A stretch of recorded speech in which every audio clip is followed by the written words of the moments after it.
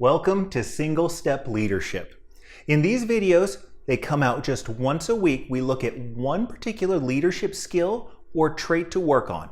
One simple thing to work on every single week. And as weeks go by, 2 weeks, 3 weeks, 10 weeks, they start having a huge compounding interest effect on your leadership and your career. So as you go through this, take the challenge at the end. Run the exercises at the end of this video. Take the action to make those improvements. Focus on this one thing this week, and next week it'll be another skill to work on and to build on. So if you have any questions, drop down in the comment section. I will be active in the comment section. I will be doing my live Q&As throughout the week to be able to offer more support for this and for other things. And hey, if you're on board for this particular challenge, go ahead and call it out in the comment section. I'll go ahead and say hi to you. So as far as this week's single step is concerned, I want to start off by asking you a couple of questions. How much of your time is spent dealing with things, dealing with emergencies that could have been foreseen way ahead of time? Now let me ask you the second question. How many times have you had the solution to organizational problems throughout your career, but nobody would listen to you?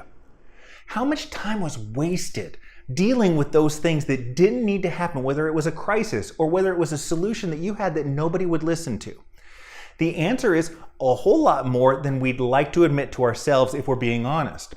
The solution to this issue goes along with one of my firmest beliefs in leadership, and that is that your team holds the keys to the solutions to most of the problems that you have.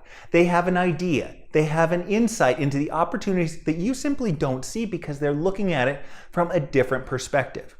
Every person in the organization has their own unique perspective. Your job as a leader is to tap in and engage as many of those perspectives as possible so that you have a better understanding of the whole situation, which allows you to make better decisions.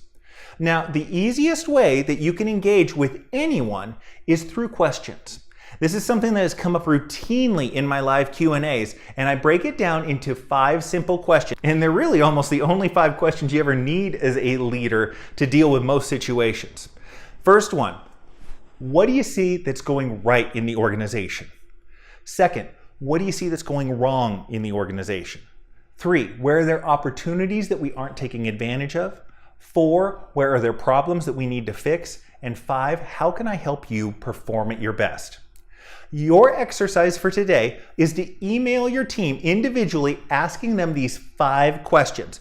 I'd say do it individually because it will be more personal and you'll be more likely to get a response back from them. Tell them that you are looking for information on the organization and where you can make some improvements.